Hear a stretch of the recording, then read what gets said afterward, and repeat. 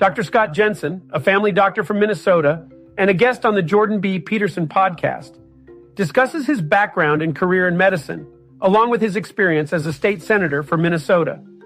He became disillusioned with the political process, but felt a moral obligation to be a voice against the encroachment of government on individual liberties during the COVID pandemic. This led to investigations by his professional governing body, which he believes occurred due to his outspokenness. Despite these challenges, Dr. Jensen believes he was doing his responsibility to access information, stay current on issues, and protect individual liberties. Dr. Scott Jensen brought up the impact of being investigated by the Minnesota Board of Medical Practice during his campaign for governor. He believes that the investigation had a devastating effect on his campaign, as his opponents used it against him repeatedly, making him take positions on issues in a way that he would have preferred not to. He also received an email from a journalist just before midnight that denigrated his character and made it difficult for him to convince some voters that he is a credible and thoughtful physician.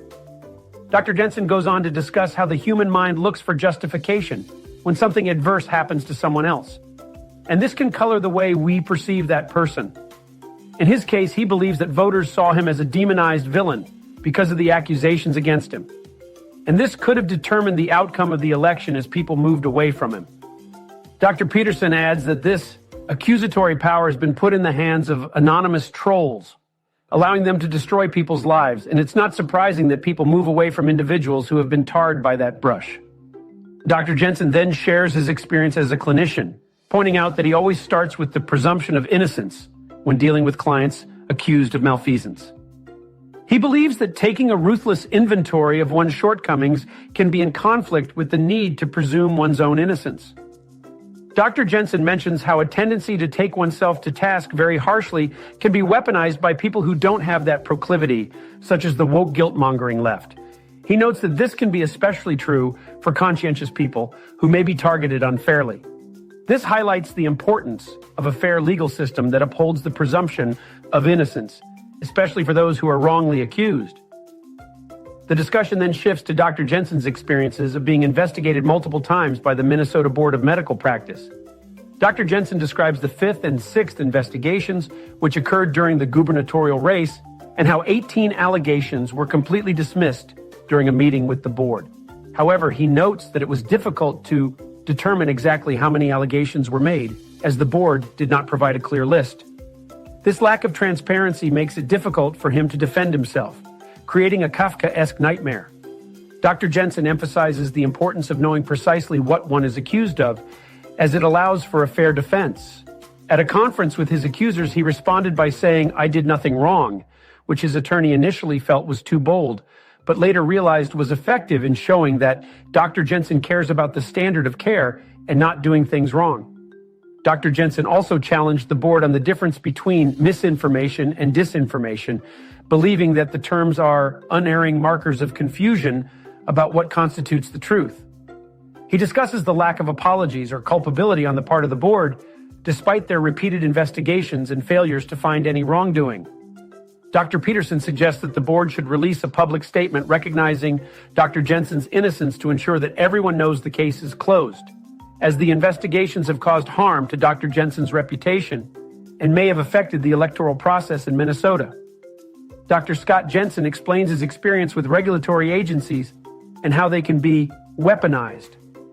He expresses his belief that virtually anyone could go through what he went through if they are subject to any regulatory agency, whether it be for a hair salon, a restaurant, a pub, or a dental clinic. Dr. Jensen believes that regulatory agencies have an underlying sense that anyone with 18 allegations against them should be discredited. He mentions that during one meeting with the Minnesota Board of Medical Practice, he mentioned respected physicians such as Dr. Peter McCullough, Dr. Jay Bhattacharya, and Dr. Harvey Risch. And there was a willingness to dismiss them as either discredited or irrelevant. Dr. Jensen expresses his support for the Great Barrington Declaration, a document that suggested laser-focused protection for vulnerable populations and recognized the need to maintain the economy and mental health responsibilities. The declaration has received over 1 million signatures, including 47,000 medical practitioners. Dr. Jensen is facing a similar situation to Jordan Peterson, where his clinical career has been damaged and he has been hauled in front of an Inquisition-like examining board. The board is delaying the investigation and hiding behind bureaucratic idiocies to make the case that they have the right to delay the investigation beyond the statutory limitations for it that they've even imposed upon themselves. Dr. Jensen cites his utilization of off-label medications as one specific reason he may appear in front of the board again.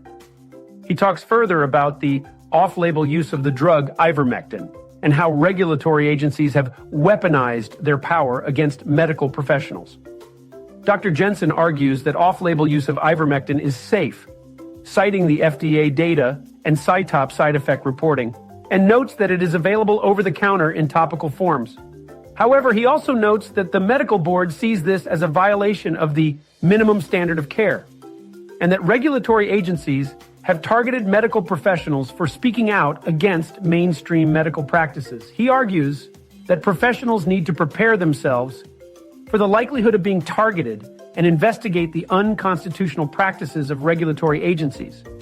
Dr. Peterson and Dr. Jensen agree that these agencies have been corrupted and have failed in their duty to update their processes, which has put medical professionals in a position of fear for their freedom of speech and capacity to provide quality care. Dr. Scott Jensen and Dr. Jordan Peterson bring up dangers of professional regulatory boards that wield too much power and act as judge, jury, and executioner against professionals, such as doctors, psychologists, teachers, or lawyers. Both agree that the boards are posing a greater threat to the public than they do a defense. Dr. Jensen shared his own experience with the Minnesota Board of Medical Practice and said that his proceedings were recorded, but he could not have a copy unless formal legal requests were made. Dr. Peterson encouraged the proceedings of these inquisitions to be a matter of public record and for professionals to stand up for one another. Dr. Peterson invoked Martin Niemöller's poem to encourage people to speak up and recognize that they are not in Kansas anymore. He also discussed his own experiences with disciplinary procedures and the expense and complexity of mounting a defense. Dr. Peterson encouraged Dr. Jensen to be forewarned, forearmed, and prepared for what may come in the future. Dr. Scott Jensen then discusses how death certificates were being altered during the COVID-19 pandemic. He received an email from the Minnesota Department of Health in April 2020 with a link to the CDC advising physicians that they could list COVID-19 as a cause of death if it may have contributed to the patient's death. However, Dr. Jensen argues that this goes against the CDC's long-standing practice of identifying the initiating event that started the process of demise. He explains that there is a box on death certificates for recording contributing conditions, such as emphysema or asthma, which is where COVID-19 should be listed if it played a role in the patient's death. Dr. Jensen raised concern about the new CDC guidelines, and he was subsequently invited to appear on national TV programs. He believes that the CDC altered the death certificate guidelines to elevate the seriousness of the pandemic and get people's attention. And this was done by people like Dr. Anthony Fauci and Dr. Deborah Birx, who had high-placed positions from which to speak. The impact of altering death certificates in this way could affect the reliability of federal registries, such as the cause of death statistics used to calculate the virality and lethality of COVID-19, and could lead to corruption of the actual data. Dr. Scott Jensen raised concerns about the statistics and guidelines relating to COVID-19. Those criticisms mainly revolved around the allegations of spreading conspiracy theories. He was accused of using his political career to gain attention towards his concerns, but Dr. Jensen defends himself by pointing out that he announced retirement from politics even before the pandemic hit, and his wife's health issues forced him to step away from politics. Dr. Jensen had received several accolades throughout his professional life, and he had already gained political exposure, which demonstrates his qualifications to speak on such matters. Even though he did not expect the consequences he faced due to expressing his views, he considers himself like Jonah in the Old Testament, who was unwilling to take the tough duty, but eventually ended up fulfilling it. Dr. Jensen talked about the significance of singing in the Christian faith and how 80% of scripture memorization exists because of singing. He emphasized that historically science and religion have not been opposing forces in the world, then move on to discuss cancel culture and how it has affected them and many others, They explained how cancel culture can be damaging to a person's psychological and physical well-being, especially for those who value moral integrity and duty. Dr. Jensen shared his experience with cancel culture and expressed how he questioned why he didn't keep his mouth shut. However, he also talked about how he believed he was entrusted to be a voice and protect liberties by exposing the encroachment of the government. Dr. Jensen cited the case of Stanford physician Jay Bhattacharya, who also faced skepticism on the topic of COVID-19. Dr. Jensen also talked about his wife's medical issues and how the conversations at home often revolved around COVID-19, leading to tensions within the family. However, he felt morally protected to be the voice exposing the truth about what was happening with the pandemic. They also discussed a read confidential letter that Dr. Jensen received. Dr. Peterson asked Dr. Jensen about the nature of the board that sent him the letter, but the exact name was not mentioned. He received the letter from the board, which was supposedly investigating a complaint against him. However, Dr. Jensen questions why he was targeted in the first place, given his reputation and history of achievement. Dr. Jensen explains that in Minnesota, anyone can submit a complaint to the board without having to provide any evidence or identifying themselves. The board's position is that they investigate all complaints, but this does not necessarily mean they have to pursue the investigation if the complaint is frivolous or vexatious. Nevertheless, the board decided to pursue Dr. Jensen, despite his 37 years of practice without any complaints. The first investigation alleged that Dr. Jensen was spreading conspiracy theories and providing reckless advice, but subsequent investigations did not provide any further details. In total, there were 5 investigations against Dr. Jensen over a 18-month period, which had a devastating effect on his personal and professional life. Dr. Jensen responded personally to the first 4 investigations, but was not even given an opportunity to respond to the 5th. Dr. Scott Jensen expressed importance of hiring a good lawyer in these situations. He completed 5 investigations over the course of his career, with the first 4 being dismissed due to the lack of substantial evidence. However, the 5th investigation requested for patient records, which made him nervous as it could violate confidentiality. Upon submitting the records, the board ceased communication with him for a year.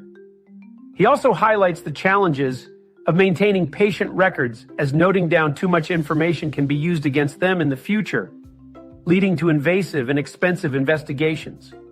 Dr. Jensen stresses the importance of hiring a good lawyer immediately, as the investigation can take unpredictable turns and provide ample pathways for persecution, leading to additional expense for the client. He also acknowledges that a good lawyer may be expensive, but it is still preferable to a cheaper one who may make mistakes, as the latter can turn out to be more costly in the long run. Dr. Jensen advises medical professionals to be proactive in this situation by seeking legal representation at the earliest opportunity and understanding that these investigations can happen to anyone. The investigations began after his outspoken criticisms of COVID-19 policies and were based on allegations regarding his professional conduct as a physician. Dr. Jensen hired an attorney to defend him against the allegations and noted that the investigations were concerning because they were couched in terms of alleged unprofessional conduct, but really seemed to be targeting his free speech. There were no clear lines between professional conduct and free speech when it came to physicians in the United States, which is a critical question that remained after the investigation. The investigations were also troublesome due to their timing during his political campaign, and Dr. Peterson points out that it raises concerns about the misuse of investigative processes for political purposes. Despite the investigations and their timing, Dr. Jensen received more votes than any Republican governor candidate in Minnesota and raised more money than any previous Republican candidate. Jensen had reached out to the board to clarify if prescribing off-label drugs would be problematic, but received an ambiguous response that the standard of care was not defined, and if a complaint were filed, they would investigate. This lack of clarity and potential for investigation, regardless of following guidelines, led to a feeling of being tracked and recorded everywhere he went during his campaign. Dr. Peterson notes that this is not unique to the medical field. He has had a similar experience with the College of Psychologists in Ontario being unwilling to clarify their policies. The process for these investigative boards is not well defined, and they lack sufficient credibility professionally or ethically. Dr. Peterson warns that it is important for professionals to realize that they are dealing with a process that is not going to treat them reasonably, and that when innocent people with a stellar reputation are being investigated for political reasons, they are outside the realm of rational discourse. Dr. Jensen equates this to a feeling of derealization that is seen with traumatic experiences. The feeling of this cannot be happening is recurrent and can lead to post-trauma symptoms. He notes that physicians have come forward saying they were too scared to stand with him during the campaign, and there has been a general derealization for Americans across the country. Dr. Peterson advises that to navigate through these experiences, one must dispense with their own strong internal sense of what is normal or reasonable, and recognize that this is a different place than they have been before. Dr. Scott Jensen explains his experience with the Minnesota Board of Medical Practice during COVID-19, in which they tried to punish him for expressing his medical opinion during the pandemic. Dr. Peterson comments on the personality traits of physicians, particularly that those who are agreeable and caring may struggle to say no or deal with conflict effectively. He suggests that these individuals may benefit from working with a disagreeable lawyer who can handle the conflict and say no when necessary. Similarly, Dr. Jensen notes that the physicians who reached out to him in support of his actions were likely hesitant to speak out due to fear of retribution. Despite this, he appreciates the support he received and is not afraid of the investigation due to his successful career and clear sense of purpose. Check out the full podcast by clicking the link in the description below. Make sure to like, comment, and subscribe for more content like this. Thank you for listening to this podcast summary episode of The Pod Slice.